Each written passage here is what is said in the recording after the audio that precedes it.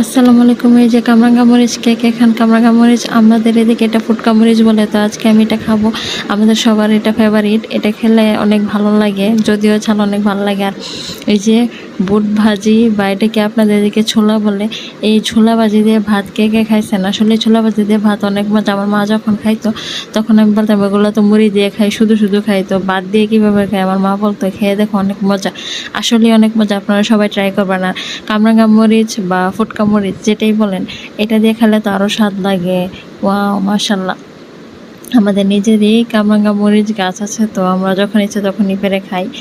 আজকে এই পর্যন্তই। সবাই ভালো থাকবেন, সুস্থ থাকবেন। আল্লাহ হাফেজ।